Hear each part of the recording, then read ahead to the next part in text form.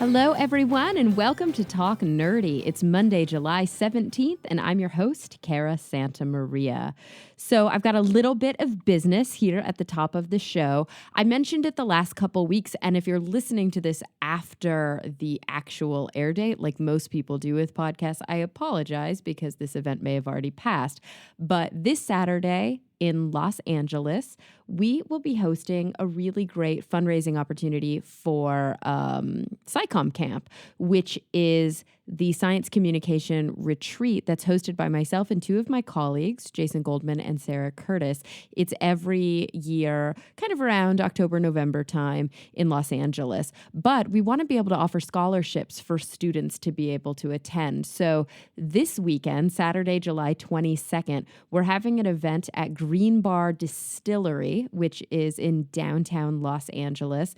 And it's a really fun storytelling workshop. It's going to be hosted by Brian Wecht, and you may know him as the co-founder of Story Collider. He's also a theoretical physicist and a prominent YouTuber, a member of Ninja Sex Party, but he's a great storytelling coach. So we're going to be getting together, having a few drinks, learning how to tell stories in front of an audience. So if that's something that you're interested in, I recommend that you visit the website. It's scicommcamp.com/July22.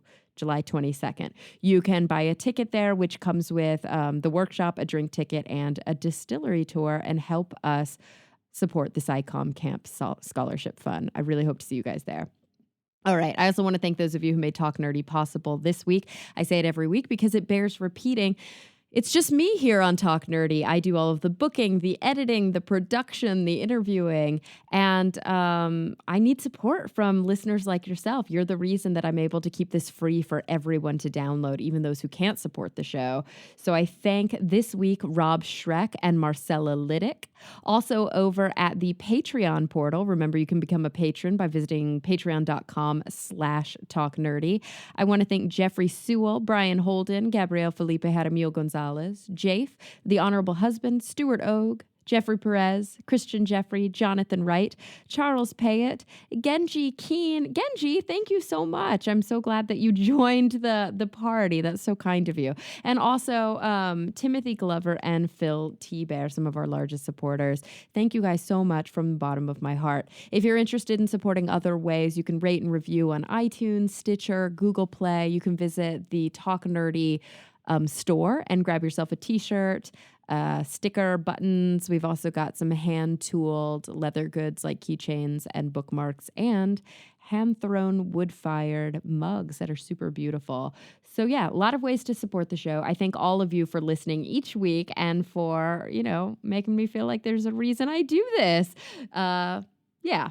Okay, that's good on the news, I think. I'm really excited about this week's guest. Her name is Jodi McNeill, and she's actually a policy analyst for the Pembina Institute. I hope I'm pronouncing that right. Pembina, I think. I got to put on my Canadian accent, which is a kind of think tank which works to just improve a healthy, stable climate and environment. And they work together, actually, with fossil fuel industries, with government leaders, with activists, and with the community to help mitigate some of these problems and come up with great policy solutions so that, stuff actually gets done. So it's a really fun chat. Jodi's going to teach us a little bit about the Alberta oil sands, or you might have heard them called the tar sands, and some of the environmental impact that's coming from that, and the work that she does as an analyst to try and improve communication and work on responsible regulation and follow through. So without any further ado, guys, here she is, Jodi McNeill. Well, Jodi, thank you so much for joining me today. Thank you for having me. I'm so excited to be here. Of course. Yay. Okay. So we met online, which is the best ever. I love the internet because you, of course, are not local, but you are sitting in my studio today. But you live in Calgary in Alberta. And we'll hear that in your voice, I think. I lived away for almost a decade. Really? So I think I may have lost my Canadian accent to an extent, but we'll see. Where did you live? It was away for school. I did my undergrad in Montreal, and then I did a field study in Barbados. Oh, neat. Yeah, that was cool. And then I did my master's in England. Oh, wow. So you've been all over. So you have like a hybrid accent. Yeah. I think probably like that Northeast accent, if anything, has probably rubbed off on me. But yeah. What do they speak in Barbados? So it's a former English colony. Gotcha. So that is like their language in the public school system. And do they have British accents, or is it kind of a hybrid Caribbean British? Yeah, something like that. Very cool. Yeah, it's pretty distinctive. Yeah. How fun. Yeah. And beautiful and very different from Canada. Yeah, it was really a unique experience because that opportunity came through my school. So McGill University in Montreal, they own a campus in Barbados that was given to them by an alumni. And it's like right on the beach, western part of the island, and they do all this environmental research there. So they have programs for students to just go and actually get course credit to do field studies like on the beach in Barbados. Gosh, that's amazing. Yeah, it was pretty awesome. What an awesome opportunity. And so, of course, you, what did you actually study in school? Was it climate science? Was it climate policy? Like, what was your focus? So both my degrees are painfully interdisciplinary. So both of them were really designed with that as a core focus and oriented around global problems and global solutions, more or less. And so my undergrad was in international development studies. And I concentrated in environmental science within that because often those really broad programs, you then have an opportunity to like pick something specific within it. So, yeah, because you could be talking about geopolitical conflict. You could be talking about economics, like all sorts of things. There's so many different aspects to it. And you're really focusing on those linkages and the systems component. And so similarly, my master's degree was also interdisciplinary. So students from all different backgrounds and so the main focus, it was environmental change and management. It's an MSc.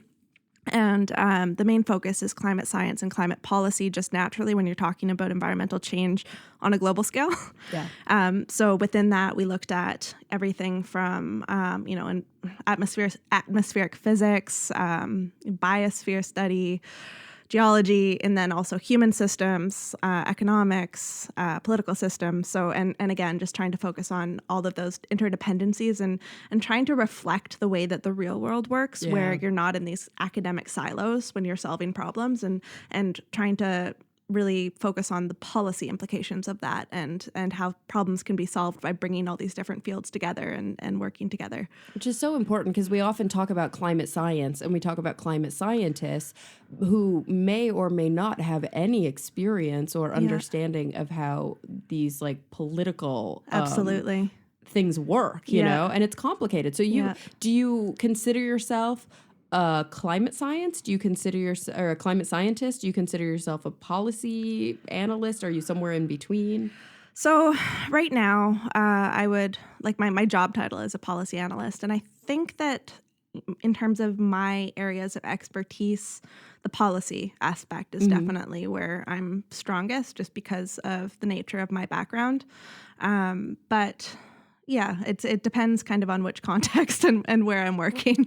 Yeah. So, but you focus on climate and environmental policy. Exactly. Yeah. And so the Pembina Institute. What is the Pembina Institute? So we are a pretty small environmental think tank, and cool. Yeah, it's a cool organization. It was founded in Alberta. It has pretty deep roots in the middle of the province. In the early 1980s, there was a sour gas blowout, and it was founded just by citizens coming together because the regulatory response was really bad when this happened, and so it was founded by people coming together to address that very local problem, but then also advocate and lobby for policy changes so that, the oil and gas development in Alberta could be safe Gotcha. for communities and for the environment. And so over time, it's evolved, and now it's cross Canada. There's different regional offices, and so we do national policy, we do policy in BC. Where I'm based, it's still Alberta. The Alberta region is where I'm based, and it is. We focus a lot on the oil and gas industry naturally, just because that's such a heavy part of the economy, and so many of the problems are still oriented around the oil and gas industry. But we do have a clean energy team as well that, we look at problems and they look at solutions in a sense. For sure. Yeah. And so the idea here isn't that you guys are like an anti-oil and gas group. The idea is that you want to work with the oil industry to make things safe. Yeah. So it's funny because we very much from the beginning, from the earliest roots, like we focus on solutions. We want evidence-based policy. We want science-based policy. And we have always, worked with industry. So we do consulting. We work with government. We work side by side. We find areas of alignment. Sometimes when there's not alignment or there's more conflict, we will, be in the room too to try and find solutions with the other stakeholders at the table. But it's funny because in Alberta, there is such a strong ethos behind what the industry stands for and how strong it is in its influence. And so especially historically, there's been a government change in the last couple of years. And so we've had suddenly doors open and we're actually invited to more policymaking tables. But we, in the past, have just ended up taking on an adversarial role sometimes just because of the fact that the organization wasn't invited to the table. Yeah. And because a lot of people in the province would kind of group us in with more radical groups, like environmental activists. Yeah. So whether, not to talk badly about any groups, but just other groups that maybe are a little bit further along the spectrum where their tactics and their objectives are just different. And so, but we would just, because we were just a little bit of a different player, we have been grouped on that side. But it's interesting, and one of the things that I love about working for Pembina is, you go to our comments online, and sometimes like one comment will be like, these are shills for industry, like sellouts, and then the next comment will be like these crazy tree hugging hippies, and I'm like, you know what, that's kind of an indication that we're in a pretty good spot. It's so funny when you advocate for science-based policy and when you really just follow the evidence, how many, it happens to a lot of my science communicator peers. It happens to myself. It happens to us on the other podcast I work on, The Skeptic's Guide, where it's like, 1 minute we're Monsanto shills. Yeah. The next minute we're anti-vaxxers. The next minute, and you're like, wait, what? Yeah. No, I'm none of these things. And how does that even fit together? I know. I'm pro-vaccine, pro-GMO. I'm pro-science. Come on. Totally. Then that's very much where we stand. And it's a great match for me personally. I've only been with Pembina for just over a year, but just in terms of my outlook and the way that I approach problems, I'm very evidence-based. And I try, we're all influenced by personal biases and whatnot, but I try so hard to try to avoid that as much as I can. And I really have a distaste for ideology. Yeah. And so when I encounter that, in different spaces in my job where I go into some rooms that are maybe really industry-centric, and as soon as they hear who I am or where I'm from, their backs kind of get up and their demeanor changes. And I try my best to counter that by just showing them that I'm not this fictitious enemy of Alberta, demon that they have built up in their mind. But yeah, it is interesting to see how people's ideologies really do impact the way that they approach any problem or issue. And you did mention the leadership change in Canada, right? The kind of shift before and after the debonair Justin Trudeau, but also other leadership shifts that happened along those lines. That it really has had a significant impact on the ability for these voices to be heard, hasn't it? Yeah, so that's happened at both the national and the provincial scale with Alberta. So the first change was actually after 30 years of the Conservative Party being in power in Alberta, and having way more electoral funding and just like the field being so skewed toward that particular party for so long. They were voted out in 2015 and the new Democratic Party was voted in. And so on the spectrum, the NDP is a bit left of the Liberal Party. And so by American standards, it's like very socialist. Oh, and, interesting. So your Democrats are more like our Green Party. Yeah, And like then NDP. our Democrats are more, like we think of the Green Party as very liberal. So we have Green too. Oh, interesting. But generally, like in Canada, the stereotype or joke that's made is that our conservatives are like your Democrats.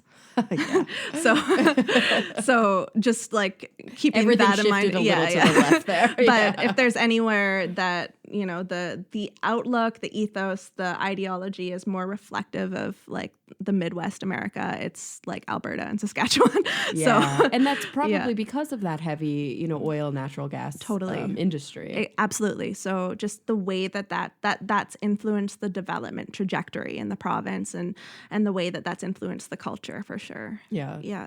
And so, because you guys have the Alberta oil sands, what is an oil sand? Tell me about that, because I know we hear that term a lot. Totally. Yeah. So it's gotten a lot of international attention. And basically, so the oil sands are, it's a deposit of kind of a low-grade crude oil. And it's tarry, it's the consistency of like molasses. Mm-hmm. And so across 150,000 kilometers squared, I don't know what that is in miles, but it's a large area in the northern Athabasca region of Alberta.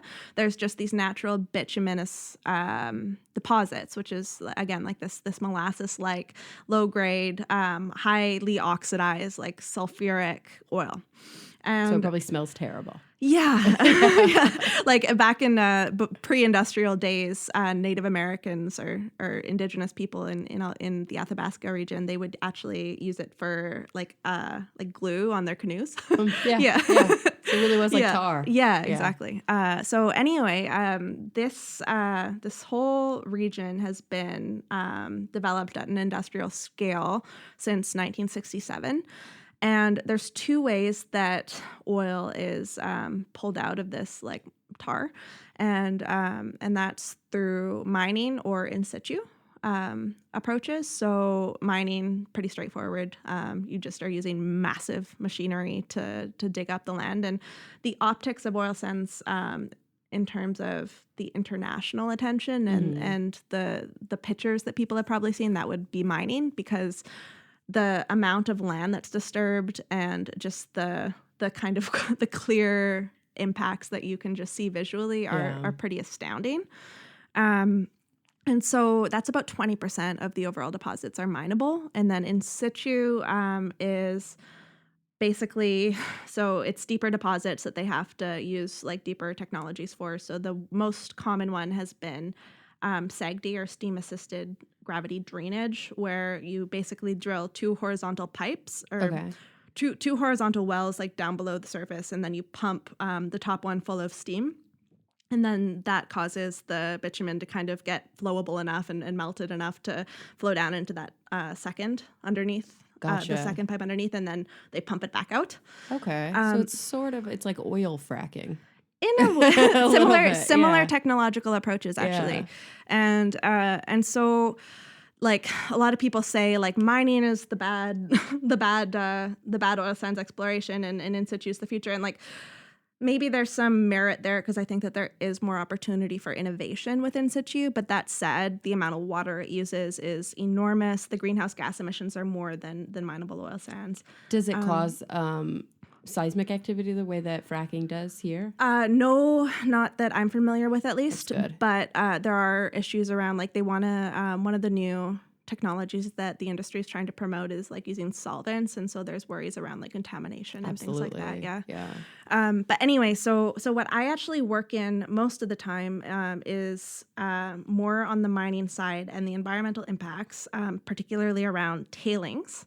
And so, like, the tailing story in the oil sands. Yeah, So tailing. So tailings are produced when you mine anything. Okay. And so basically whatever you're taking out of the ground, you're adding a lot of hot water and chemicals to separate out what you want. And so when you mine oil sands up, when you dig it up, it's about 10% bitumen, and the rest is, clays and constituent organics and silts and everything else. And so just dirt and mud and rocks. Yeah, pretty much.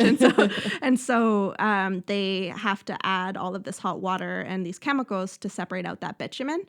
And then once they have the bitumen, they either pump it out, usually toward the States, as they use a diluent, to pump it down into the States, or they refine it up there to make synthetic crude oil. Gotcha. So either they're sending it down still in like a dirty form, and then we're refining it down here. Yeah. So we are like the main. Yes. Yeah. You're like, yes. We're a consumer of this product. So that's one of the big arguments right now in Alberta, is that the U.S. is our biggest customer and now also our biggest competitor because of the fracking revolution. And that's why there's a lot of push toward wanting to get a pipeline out to the coast.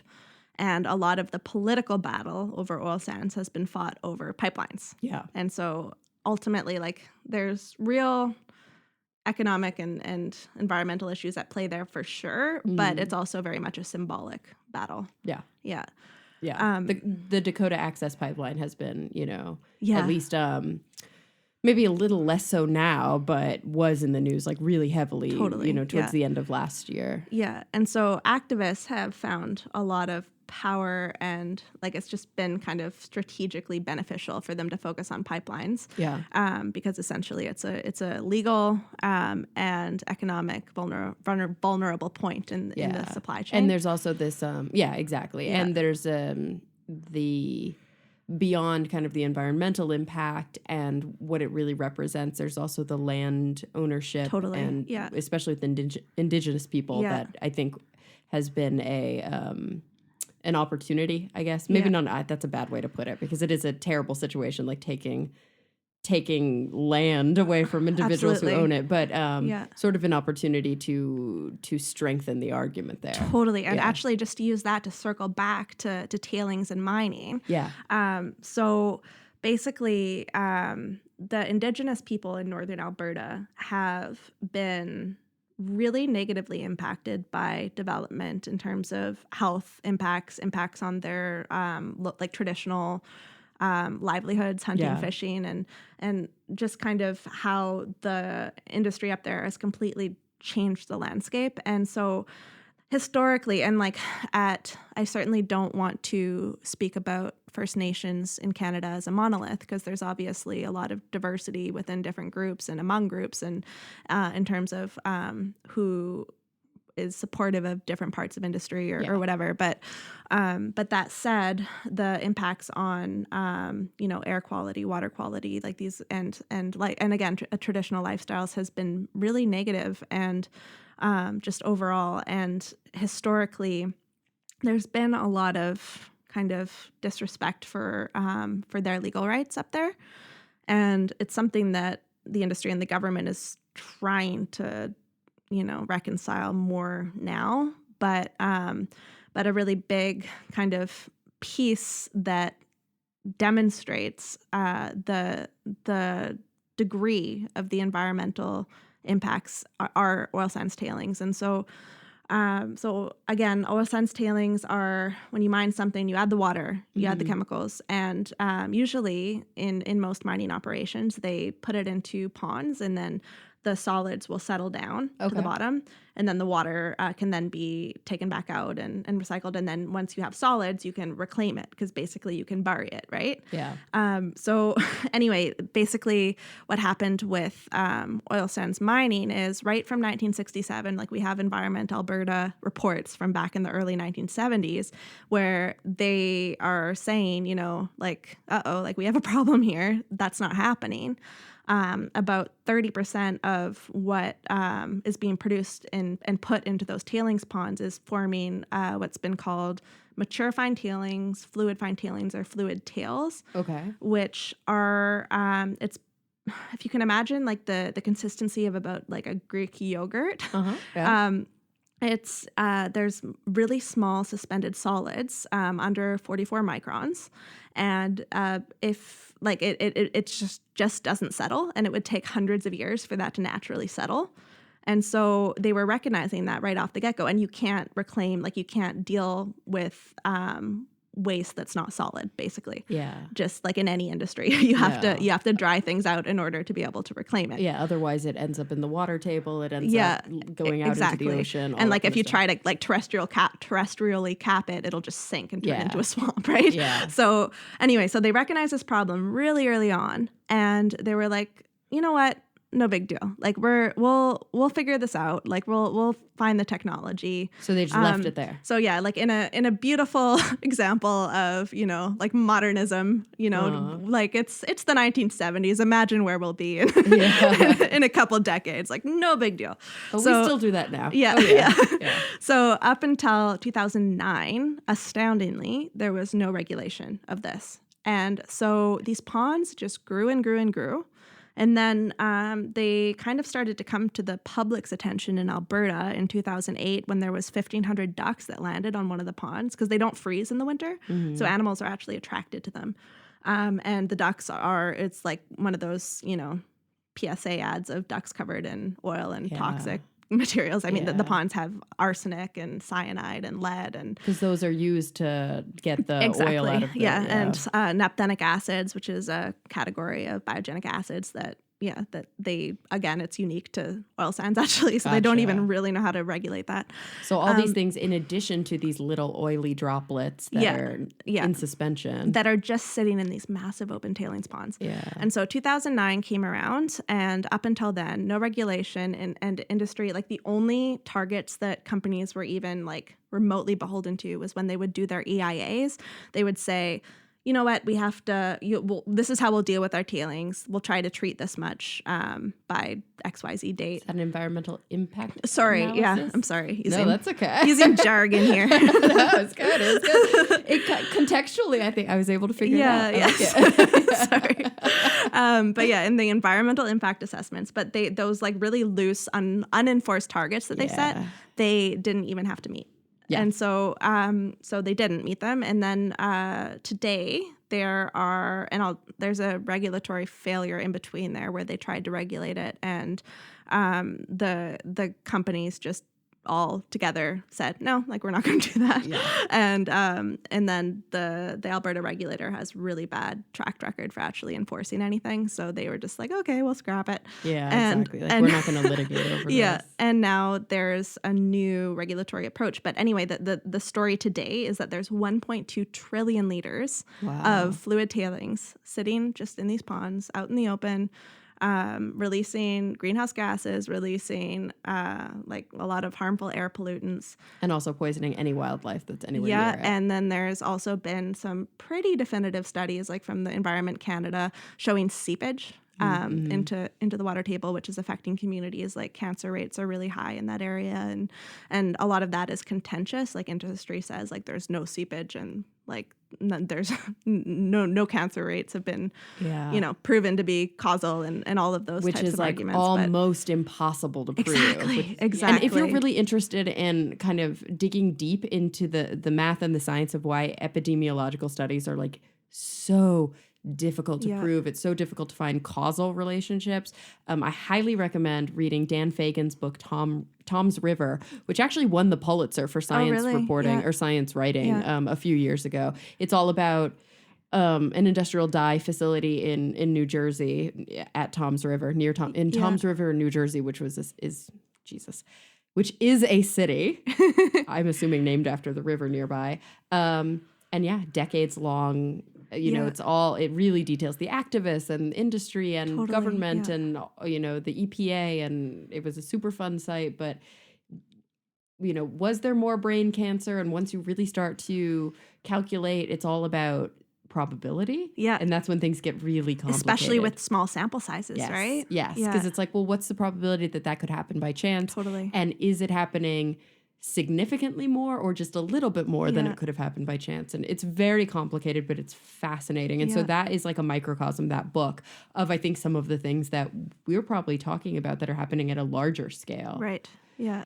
The power of pipeline, the power of pipeline politics, and whatever your position around them are. So like in Alberta, that it's a very contentious issue, and it's one that Pembina as an organization tends, or at least right now, isn't commenting a lot on, because the organization's kind of perspective, and it's actually very much my perspective too, is that it's a bit of a red herring. And if you focus on the problems, like specifically on the ground and at the source, and try to introduce better policy around internalizing the social costs, whether it's from carbon pollution or things like tailings management and the cost of actually treating them and cleaning them up, then that'll kind of address the core problems. And, building a pipe, like one more pipeline when there's already like 60, 70 pipelines going down into the States, like it is really a symbolic battle. And again, like there are economic implications and environmental implications, to be sure, about pipelines like going off the coast of BC, for instance. Like a lot of local landowners are worried about coasts, but the political power of a pipeline is so potent because it's going through affluent areas off the coast. Whereas, in northern Alberta, where these tailings ponds have been growing for decades, and just they're a colossal, really an unprecedented environmental crisis at this point. It's in this area where no one really lives, just First Nations, and they don't have political power, right? Which is why a lot of people, probably, especially here in the States, have never even heard of this. Absolutely, yeah. And the thing about tailings too is, like, industry's argument for the last 50 years now has been, we don't have the technology. Like we're working on it. We're trying. That's why they didn't meet the regulations that were introduced in 2009. And the thing is, there are technologies available, and it's really just a cost issue. Yeah. It's if they were to really cost and will, and if they were to really just buckle down with the technologies available today, rather than saying, no, we're going to keep going to the lab and try and find a silver bullet that's going to be cost effective and work. But if they were to actually be regulated, and the industry was, or the regulator was to come in and say, you know what, like it's been 50 years, you guys got to do this now, clean it up. The cost of doing it with the technologies available now would probably put them out of business. So, gotcha. So it's it's in their best interest to fight against that and to lobby against it. And not to be forgotten is the fact that the economy of Alberta is so dependent on the industry. So it's also like there's perverse incentives to actually having strong policy come in and deal with these problems and clean up messes like that, because they're dependent on royalty incomes. And the constituency work for these companies, right? Like this is their livelihood that they're, and so of course they're going to be voting in the interest of their own jobs. It's almost like the kind of poster or the representation of how we talk about the coal miners in our country, even though that is all like optics. Like that's all smoke and mirrors, because coal is completely uneconomical. Yeah, and there's like hardly anybody left working in coal. It's like such a small industry. But the way, if you listen to a speech by Donald Trump in coal country, you would think that like all of America are coal miners, and they really depend on it. But it's related to these ideological positions, right? But this is sort of an example. It's like it really is the way that, he kind of talks about coal here, where there are whole communities that are dependent upon this industry and really don't want it to die. They can't let it die. And so that's one thing, like in Alberta, that I'm sensitive to. So like I was born and raised, and my family on my dad's side goes back 5 generations in Alberta, and my mom's goes back 4. And in Alberta, that's actually super rare, because at the turn of the 20th century, Calgary was a fort. Gotcha. So they lived in a fort. Yeah. And so people tend to come to Alberta from other parts of Canada and internationally to make money in the industry, and then they go back to where they're from. And so I grew up in a family that was really like entrenched in that industry. And so I recognize, like, from a personal standpoint, like, where people are coming from when their livelihood is attached to this industry, and not just that, but their worldview. Yeah. And so I see it all the time when I go into rooms, like different industry rooms with my job recently, where, just it's mostly the older generation. Like, usually, like, I'm the youngest person in a lot of the multi-stakeholder rooms that I go into by, 15 years. Yeah. And one of, like, maybe like 4 women Yep. in a room of like 30 men. And so I just, like, I see their worldview as being so deeply entrenched in this, like, Alberta is oil, like, perspective. And anything that they perceive to kind of challenge that, I think they have a visceral threat response to. Yeah. And it's something that's been fairly well understood in cognitive science, I think, for a long time, is that kind of how often when other facts, or when facts are presented to people that contradict their worldview, they'll actually double down. Mm-hmm. And so it's something that I see a lot, where, there is a lot of hesitancy to look at problems just for what they are. Like, look at something like tailings, and one thing that we look a lot at is liability. And, like, if the oil companies aren't cleaning it up, who's going to end up cleaning it up?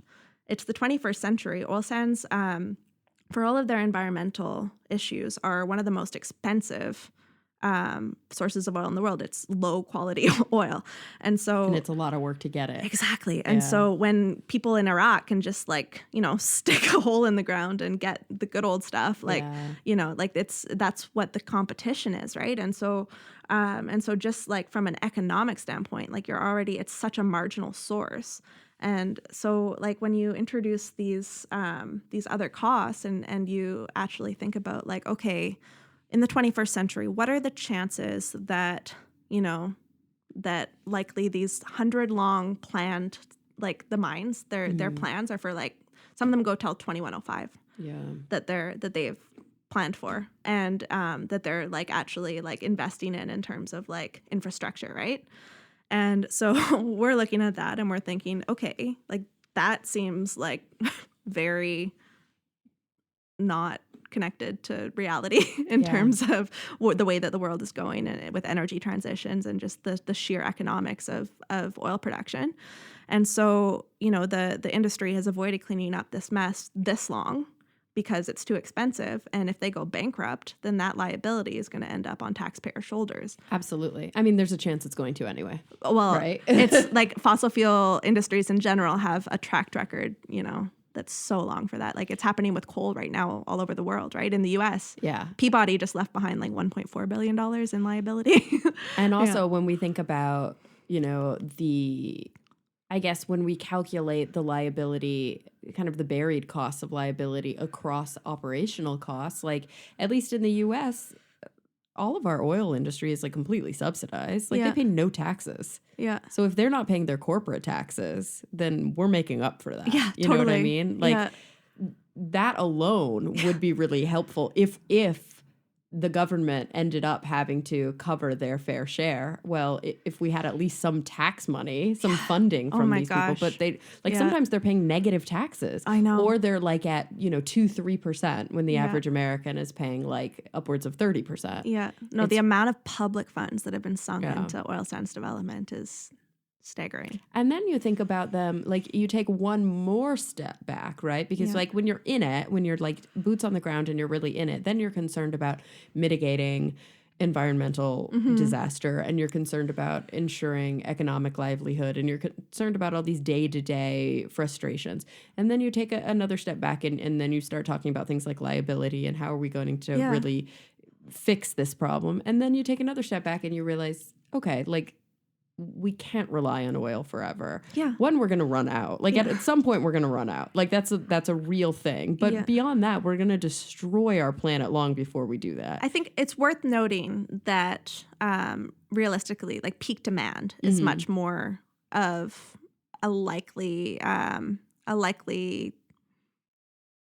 potentiality than peak supply at this point, because you're right, it is a finite resource. But in terms of like with things like oil sands, like when that was put on the books, Canada became like the second, like it has the second largest reserves next to Saudi Arabia, and it's all crap. Yeah.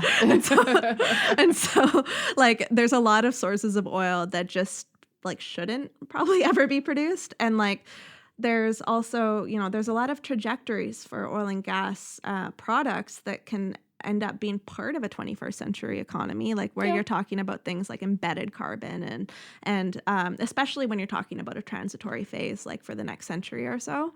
But yeah, I mean, I think that peak demand, we're hopefully already coming close. Yeah. And the truth is we're going to have to satisfy that somehow, you know, and we're going to have to figure out how to satisfy it in a way that's like way less detrimental, because even if we could, as you said, continue to, what's the word for making the tar sands usable to not synthesize, but to, synthetic. What's the word I'm looking for? Refine? Refine. Yes. To refine the oil. Yeah. You know, even if we could continue to refine the oil for decades and decades and even, you know, potentially a century, like you said, that's on the books being planned for that long, at what cost? Yeah. Right? Yeah, totally. Like, and so, but that's like where something like oil sands mining, when I look at these plans and like the fact that, you know, some of these companies in their closure plans, they're saying, you know, we're stopping our production in 2030 and we'll have the land reclaimed by 2100. And that's 70 years without income. And we're like, sure, guys.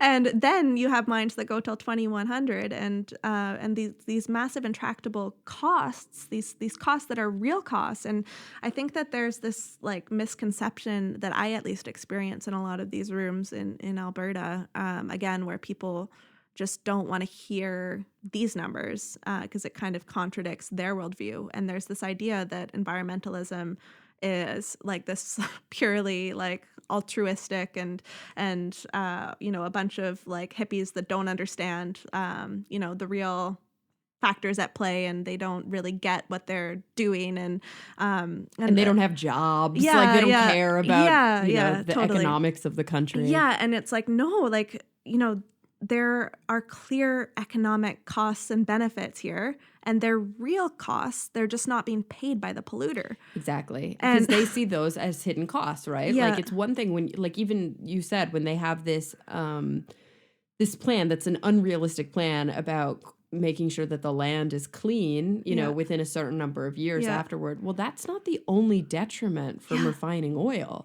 Like there is an end user who's then burning that oil and polluting from that oil. And we're not even considering the amount of you know, greenhouse gases, not just that are happening from the refinement or the digging process, but from the actual utilization of this sort of toxic. Producers in Western Canada are so funny about that too. There's this big there's an issue around a liquid natural gas plant that some industry players want to get built in BC.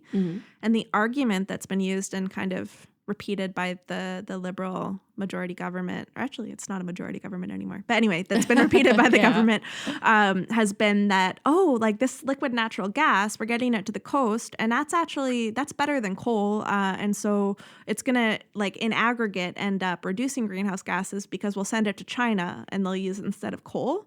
And you just like do some basic number crunching, and it's immediately apparent that so in China, there's around their energy mix at this point is around 70% coal, 30% renewables now, like hydro, solar, wind, and we know how much China's moving on that and investing.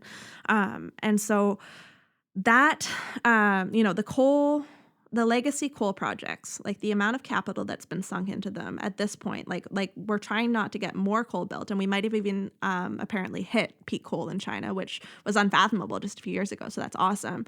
But those legacy projects, they're not going to be shut offline at this point, at least. And so what natural gas will likely end up doing is offsetting like hydro, solar, wind, and competing with those renewable sources, which is awful. Yeah, and it's definitely not what we want to have happen. But it's like this idea that is floated around all the time is that natural gas is like this, like people talk about it as though it's like hydrogen. Like I know it's like so marketed to be like this clean. It's always like these bright white, you know. And it's like, you know what, guys? Like if you would have actually, like if climate science hadn't have been obstructed for as long as it was, and we would have thought about natural gas as a transition fuel back from like the 1980s, that could have been awesome.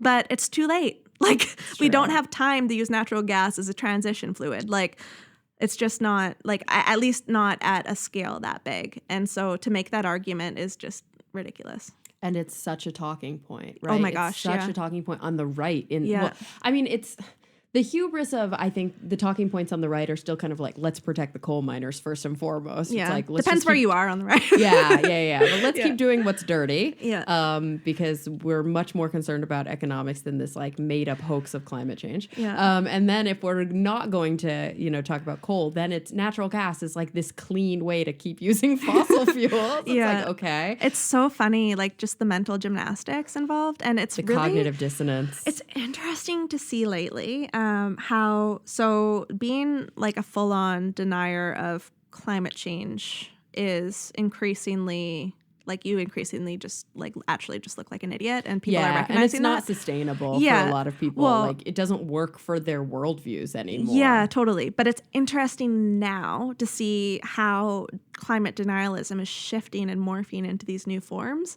And so whether like the biggest one among people that just aren't, I think, like there's the misleading people that might propagate it in the media, the people that are misleading others that are propagating it in the media. But I think a lot of the people that say these things just, they don't understand, they don't have the knowledge. No. But they will, you know, the lines like climate always changes, or, you know, it's not anthropogenic, it's natural cycles, like ice ages, guys, come on. And like, just like the basic, it's frustrating, obviously, because like just everything that they just fundamentally don't understand with a statement like that being so asinine. It's frustrating to come across, but it's like interesting to see how it went from like, as long as they could possibly hold out on like arguments around like, no, the world's cooling, and first it was it's getting colder, and then and always kind of woven into that was this idea of like, it's a hoax, like just like that there are real power, like shadowy powers that be who are trying to convince us otherwise. But first it was that it's cooling, and then it was that it's not really changing, and then it's, oh no, it changes, but it always changes. And then there's the kind of, I think, more modern approach, at least on the right here, like the new kind of nuanced denier is sort of like, it is getting warmer and there is some amount of human impact, but is it worth the risk of mitigation and expense of mitigation? Oh my gosh, Cara. So absolutely. I just had that's a talking point that we're seeing come up all the time lately. I was just at a talk at the Canadian Association for Petroleum Producers, and the talk was about, it was like called like pipelines, carbon pricing, and the future for oil sands, or something like that. And the speaker was making that argument in all its glory, and basically saying, he's like, you know what, like, there's no more room for denying climate change, but we need to be realistic about the cost that we're willing to pay today, versus or that we're willing to pay today for a tail end risk of catastrophe.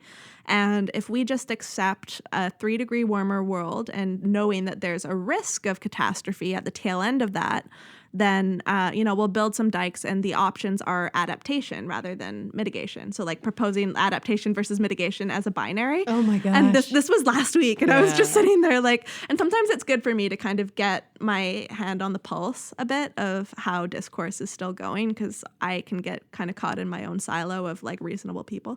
And so, it's true. You've got to be out there and see it. Yeah. But then it makes you want to just shake these people and say, I know. You need to visit Bangladesh. I know. You need to I was like, visit say that to them all days. Yeah. Not to mention, so basically, because he was saying that the targets that we're looking at should be aspirational at best in Canada.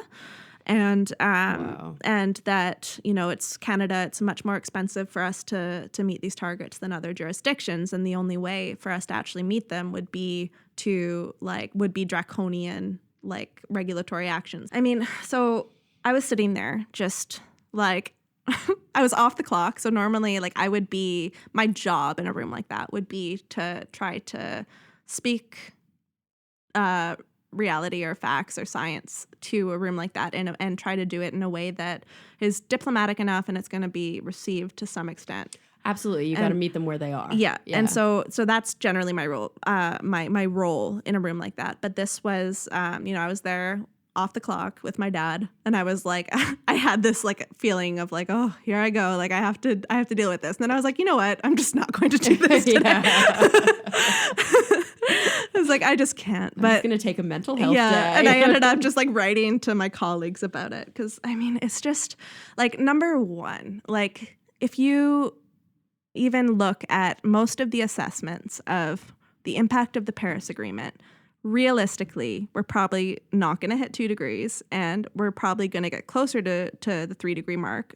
And the risks are scary. It's like a 10% probability of catastrophe, of the likes of like thermonuclear war, yes, of like economic societal collapse. And even the countries with the strongest intentions of abiding by their, you know, prescribed mitigation efforts or actually reduction efforts, there's kind of no regulation around it. There's no teeth. There's no... If it doesn't become convenient, if they face too much political obstacle, or they could just do what Trump did and drop out, which is so crazy. Yeah, you know what I mean? That was just ridiculous. It was. Like, there are no binding components. So the fact that he dropped out was just like... And also, I mean, this is the great thing about, I say it a lot, this is the greatest thing about democracy, and the biggest frustration about democracy is that we have term limits, which thank goodness we have term limits so that we can avoid, you know, a dictatorship. But at the same time, it's very hard to follow through when you know there's just going to be another person in office in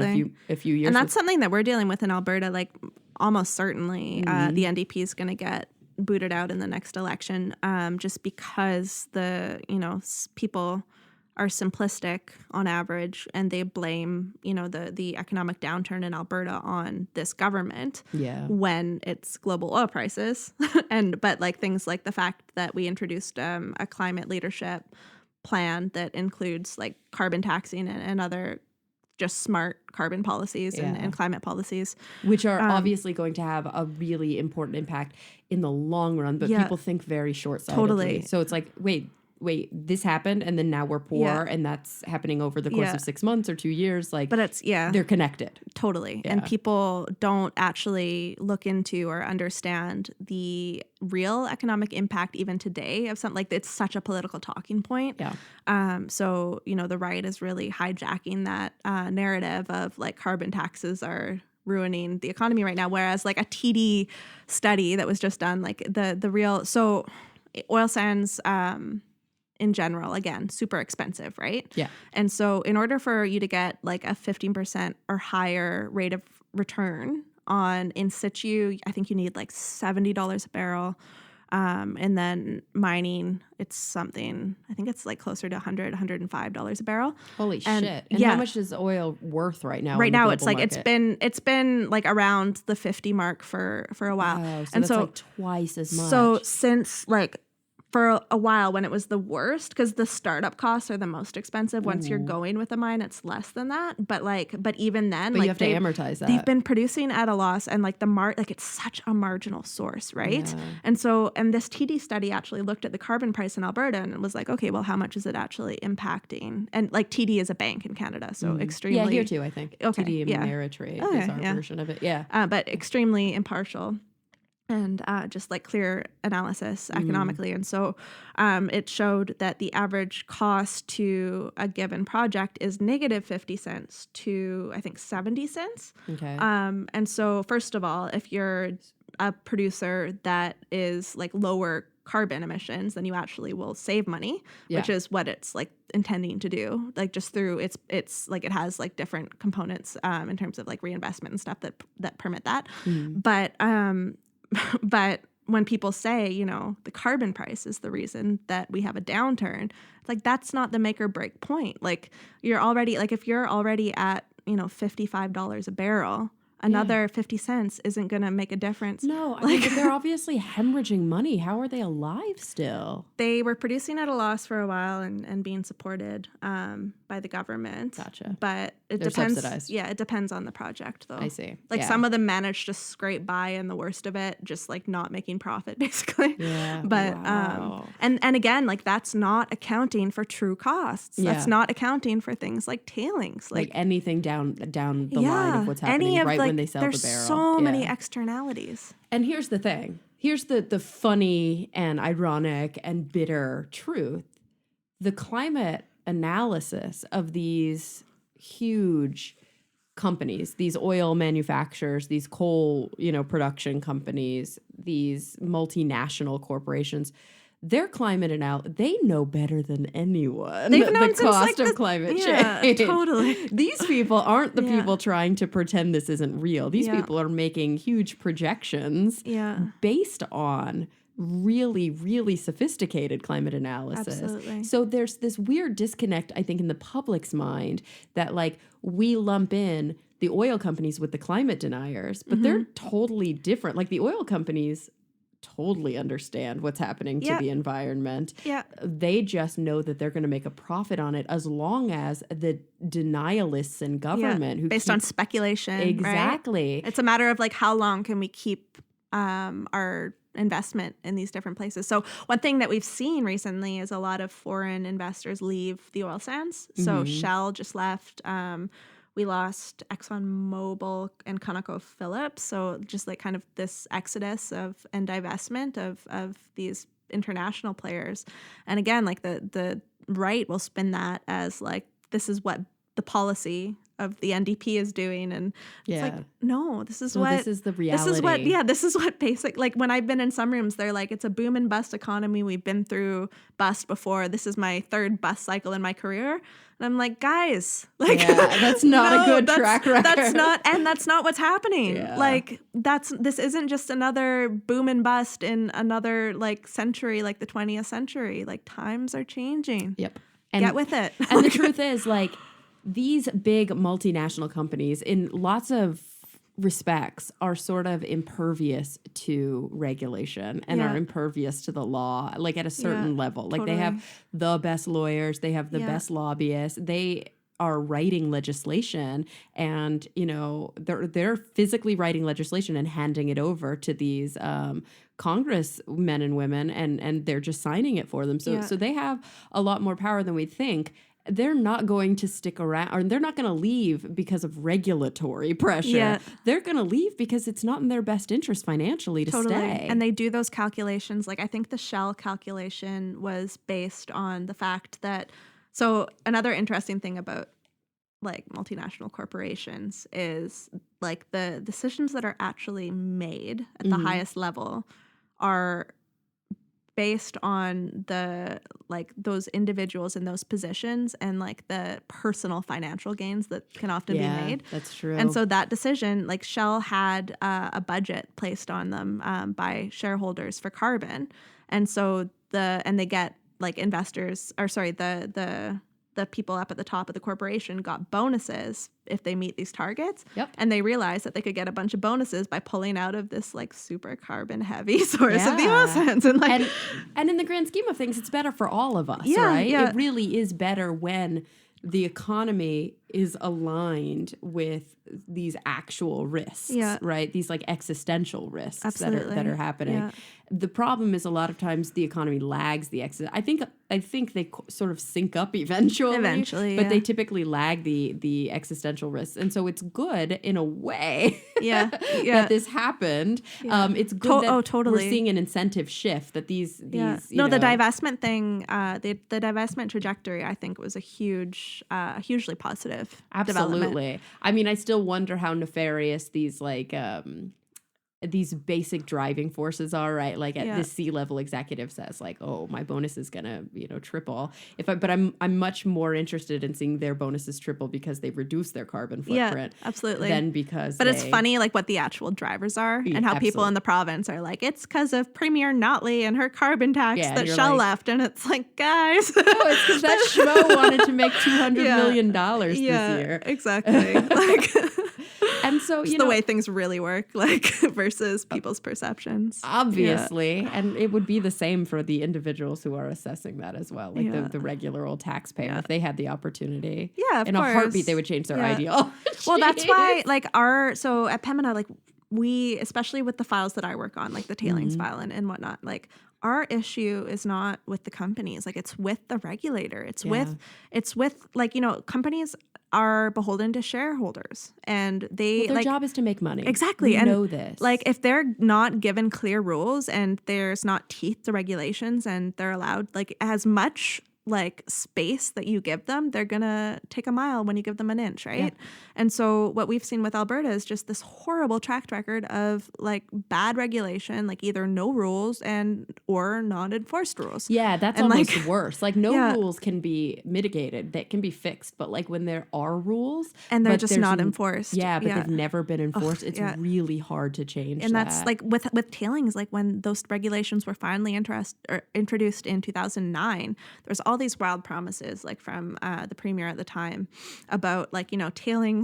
they're going to be gone in a few years. Don't worry about it. We have new technologies, new regulations. It's done. And then by 2013, all the companies just said no, we can't. It's not possible.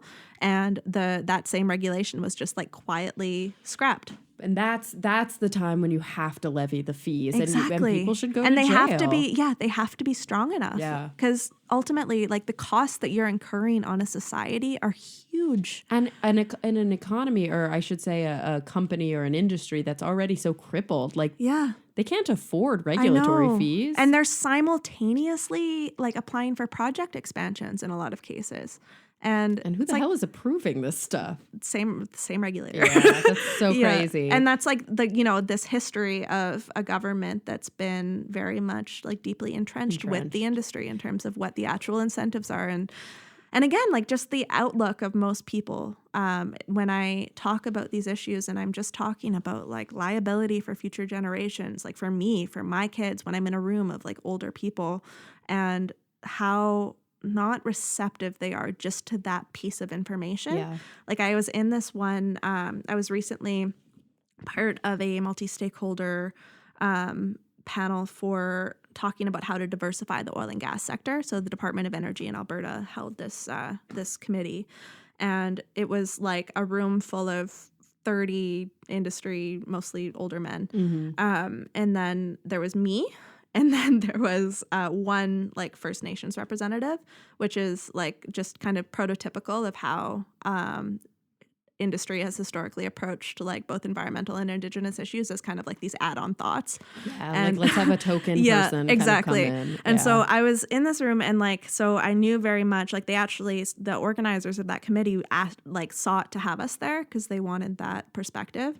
And so I knew really well that I was there to kind of try to be vocal and talk about these issues. But it's our positioning was really not much different from what had been talked about in the room already. Yeah. But it was maybe the most extreme experience that I've had to date, where just because of the fact that I was from an organization that some of these people thought was radical or anti-Alberta or whatever, how that colored the way that they reacted to the things that we were talking about. Their minds were already made up before you started talking. And so it was just really interesting because we did this little presentation just on liability and how, we're an environmental engo. We don't have anything to gain in this room other than we're just thinking about public interest in the longer run. Everyone else in this room is from industry. Naturally, people have biases toward project cycles and shorter term returns. Mm-hmm. And that's the framing. And it's economically great. It's important. But we're just we're here just to think about a longer term view. Yeah. And so we're talking about liability. And then afterwards, this guy stood up and he was my She's like, I'm worried about future generations. My daughter is 15 and she's already worried about getting a job in this province. And I was just like, you know what? Like, I am about 10 years older than your daughter, first of all. Yeah. Like maybe you should like listen to me for a perspective. Like, I'm actually thinking about like my own like well-being in the near future too. Absolutely. And like I'm not talking about anything very contentious. I'm just talking about numbers. Like, I'm talking about liability risk, but like it just scares them. And it's so like, I don't know.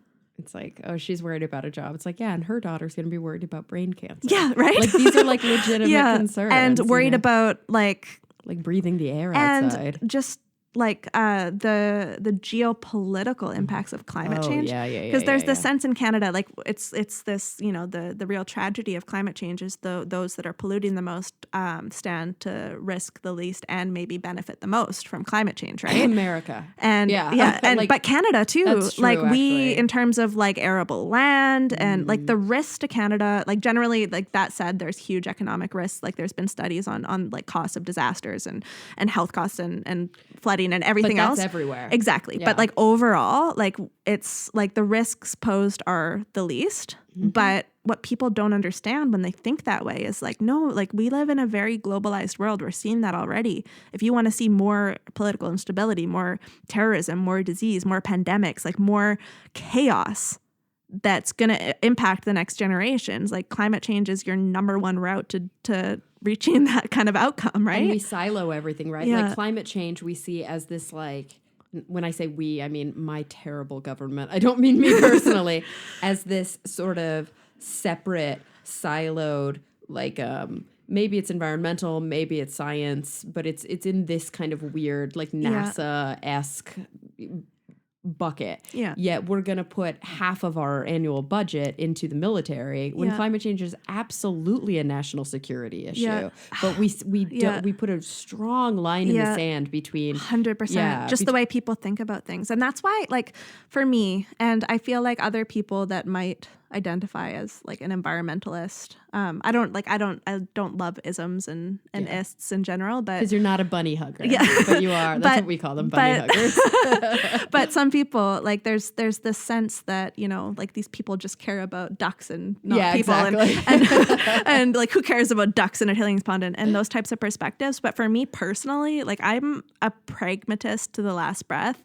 And so I'm like existentially, like when I look at something like climate change, and I think sometimes maybe I can be like too philosophical, like to my detriment, but like I'm very comfortable with just totally zooming out and being like, you know what, like if there's catastrophic climate change, environmentally, like in terms of the ecology of the planet, like if we're going back to hundreds of millions and millions and tens of thousand year time scales, things will restabilize. There'll be a new world like down the line, and biodiversity of a new sort will resurface. We just might not be in it. Exactly. and so it's like, that's like, it's not, you know, George Carlin said, it's not, you know, when people say we need to save the earth, like that's so egocentric. Like, no, we need to save ourselves. Yeah, we need to save. When we talk about saving the planet, what we're really talking about is saving the habitability of the planet. And so when I look at these problems, like I'm thinking in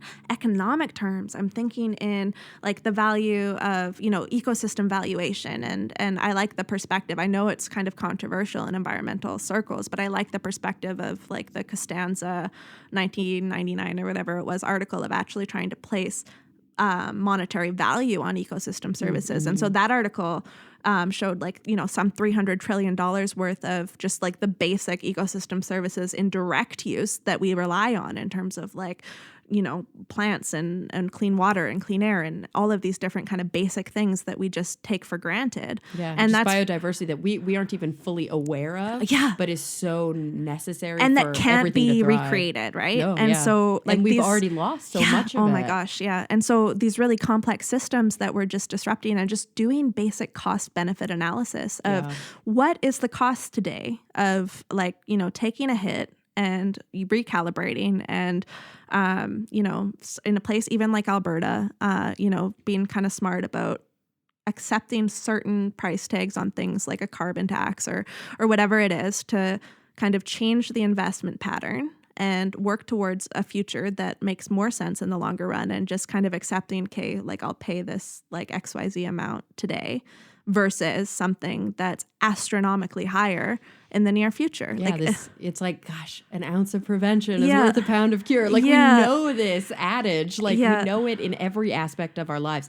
We know it when it comes to health. We know it Yeah. when it comes to the security of our families. We know it when it comes to like it's what insurance is, like the whole concept of insurance is based on. Absolutely. But that's why when I'm in some rooms and people, I think, see like themselves as these like stone cold economic realists, I'm like, no, you're not. Like, But you're isn't it funny how much just simple economics, which Yeah. we think of as being so tied to reality, so tied to like a deep truism, is Yeah. still ideological. Oh, 100%. You know? And all of that said, like I totally recognize the weaknesses of like evaluation perspective like that. But for me, just in the way that I look at the world, and also in the way that I feel like we're most likely to get traction with most folks, Yeah. like that's why it resonates with me. Because like generally my approach in a lot of those rooms is just to try to approach things in those economic terms. Because when people actually understand, like, no, I'm not just talking about the intrinsic value of a duck. I'm talking about, talking about like the toxicity that's demonstrated by ducks dying, Yeah. that represents a liability and human health impacts that are already catastrophic. Yeah, like that we can't afford. exactly. Yeah, that are already burdening. Yeah. Which I guess is a whole other conversation. Your incredible national healthcare system, which we do not have here. Yeah. It's tough. It's really tough, and and people then have to take those expenses on themselves. And how much would Canada? Do you know when national healthcare started in Canada? Honestly, I don't know. It's been since you've been alive, right? Oh, yeah. Yeah. So Yeah. imagine having to revert to a Yeah. system in which you had to take on those costs personally, Oh the my way that we gosh. do here. Yeah, the U.S. is really a one-off with that. I know hey? educational costs, healthcare costs, all these things we Yeah. have to take on personally. Totally. And yet we still pay significant taxes. Yeah. They don't go towards those things. Yeah. And so it's like, it makes me think about other nations where they actually have the protections of pooled resources and utilizing those things. What happens when that system fails? Yeah. Because it's becoming overburdened by these polluters and these individuals who have 100%. aren't Yeah. maintaining their liabilities. That system then collapses. It would be utter chaos. Yeah. Like, it's so much harder to revert back to a Totally, less stable yeah. system. And there's like there's been a lot of studies done by like CIBC. I was just reading one the other day, just around those like healthcare liabilities and healthcare costs of things like coal, and the amount of premature deaths and asthma and healthcare costs that are incurred to the state. Again, like public costs in Canada, based on like externalities that just aren't paid for by the polluter. It's so weird, the cognitive dissonance and like the sacred cows that people, because like individuals, and I don't want to blame the victim by any stretch, but it's so hard for me to imagine somebody who's worked in a coal mine their whole life really feeling oppressed, which they probably do. Like, their careers are being taken away, their communities are being decimated. They're scared. Yet that said, the job that you do is also poisoning you to death. You know what I mean? It's like you are carrying these cognitive dissonance is a really interesting thing. So interesting. But anyway, I'm going to tell you something and you're going to be surprised, because this was your first time podcasting, wasn't it? Yeah. We have been talking for an hour and 13 minutes. Oh my gosh. Can you believe it? That's crazy. I know. Yeah. This was such a fun chat. And I say was because I'd feel really bad if I kept you much longer, even though there's a million other things we could talk about. So I want to ask you the same two questions I ask everybody on the podcast. I feel like I kind of know the direction your answers will be in, but you obviously in this climate world have more insight, and maybe your answers won't even be about the climate. But if they are, I think you'll have more insight than a lot of other guests that I've had on the show. So here are the two questions, and they have to do with the future. When you think about the future in whatever context is relevant to you right now, your future, your family's future, the future of your nation, the future of the world, we go bigger, the future of the multiverse. Number one, what is the thing that most concerns you, keeps you up at night, worries you? You know, what are you kind of pessimistic about? But on the flip side of that, what are you optimistic and excited and hopeful and really looking forward to? Okay. So on the pessimistic side, I will zoom out even from climate change and just talk about catastrophic risk. Okay. And so basically the fragmentation in our global society currently, politically, economically, in terms of inequity and everything else, and the fact that we aren't therefore well positioned to be intelligently preventative about catastrophic like societal risks, whether it be climate change or, you know, ultimately like even like asteroidal impacts or super volcano explosions or eruptions or that's what an eruption is ultimately. Yeah, It is an explosion. more or less. Like, but you're right. We don't think in the long term. And because it's hard for us to do that. And so, like, I think that it's scary because I think our species has this amazing potential. And everything in our historical trajectory thus far has set us up into this, you know, amazing context now. It's a paradox in that we've used fossil fuels, for instance, to get to where we are, and now they might be our demise. But but we are well positioned to potentially go down a pathway that could lead to amazing things in the future. And we need to overcome that fragmentation and be able to look farther into the future and actually think about the true risks that we're facing. And then the other one was just what are you hopeful for? What do you look forward to? And I'm optimistic about globalization. And so the counterforce to that we're already seeing. And so a lot of people are scared about globalization. And like, that's why you see Trump in America, right? And all these like nationalist reverberations where people are scared about the social impacts of economic globalization that are kind of manifesting now. But I'm optimistic about more people from different places and with different mindsets coming together and humanizing each other and what that means ultimately with like information and communications technologies too, and what that means for the potential of the world coming together and being able to actually, you know, form a viable, functioning, equitable, science-focused, like futuristic civilization. And it can happen because we know that there are these kind of very lizard brain, very evolutionary old forces at work that tribal that primates. establish these absolute in-group, out-group lines, and they're very hard to shake. Yeah. So one of the ways that we can kind of gain the system is that we've seen it. It happens in every disaster movie or in every alien movie where we're fighting amongst these in-group, out-group lines until we have a common enemy. Totally. And the minute that there's an alien invasion, now we are a global society. Now we're human together. Exactly. Well, climate change is that common enemy. Absolutely. And I mean, the fact that with the Paris climate agreement, we were on board with China and we were on board with a lot of what we don't consider our allies often. It might be trade allies to a certain extent, but like we've had contentious relationships with a lot of these nations, yet we still all agreed. Totally. And I think that's why it really bums a lot of people out what Trump did. But at the same time, Trump has become, I think, such a joke in so many people's eyes. Yes, it's kind of an eye roll at the same time. And even though it's super depressing, it's like, we'll be back in like after the impeachment. Exactly. That's like somehow like I don't know if I'm just in denial, but I'm really not that concerned about it because I'm like, well, of course he did. Yeah, of course. Like, everybody expected it, and we also know that anybody who's in office next is not going to be as. It's going to on every front. You guys are going to be like, sorry, everyone. Yeah, true. Our bad. Like even if it were McCain, even if it were somebody that was like, even if it were Pence, even if like Trump, does get impeached and Pence comes into office, along with Pence comes a lot of real problems, but he's not as crazy. Yeah, because he at least knows how to play the political game. He's not a toddler. Yes. Yeah. Exactly. Yeah. Well, Jodi, oh my gosh, this was such a fun chat. Thank you so much. Seriously, was awesome. This was so much fun. And guys, everyone listening, thank you for coming back week after week. I'm really looking forward to the next time we all get together to talk nerdy.